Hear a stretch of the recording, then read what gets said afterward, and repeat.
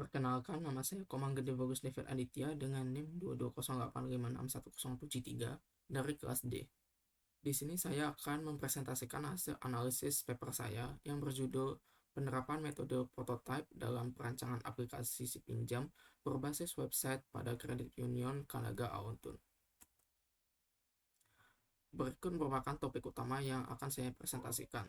Yang pertama ada pendahuluan, yang kedua ada metode penelitian, yang ketiga ada hasil dan pembahasan, dan yang terakhir ada kesimpulan. Yang pertama, pendahuluan.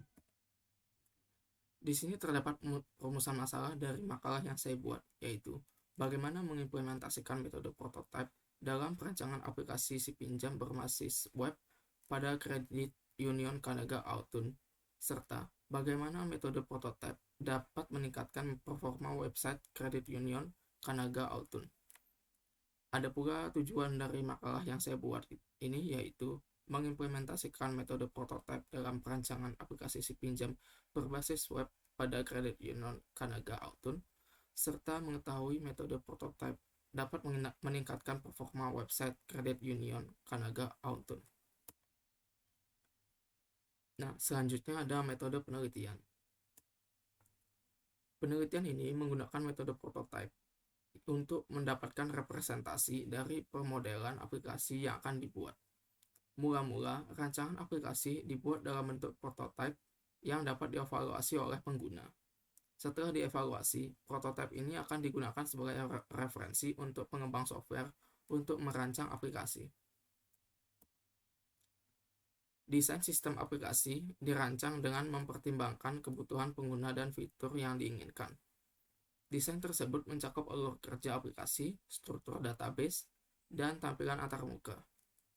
Pada jurnal yang saya analisis, peneliti menggunakan Logical Record Structure atau LRS.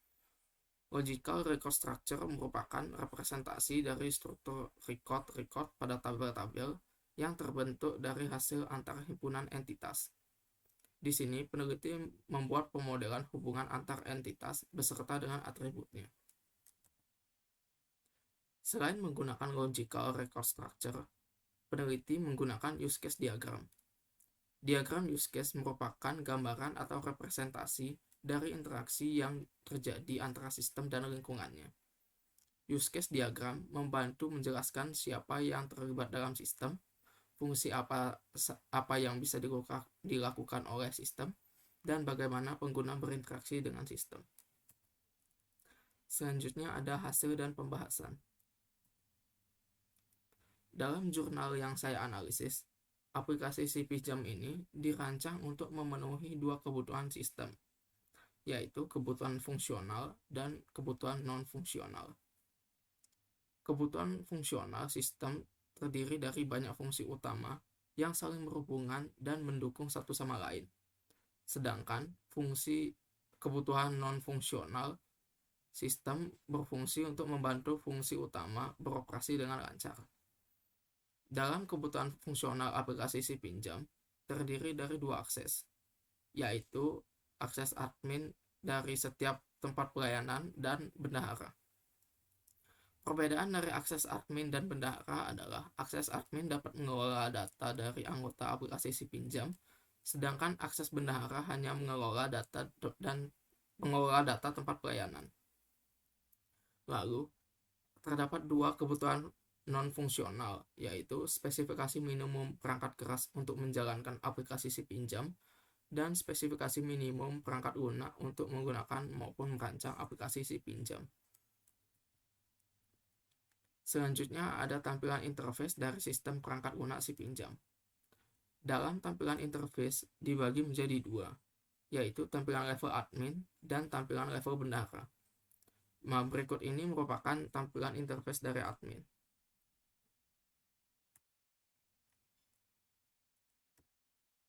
Dan berikut merupakan tampilan interface dari bendahara.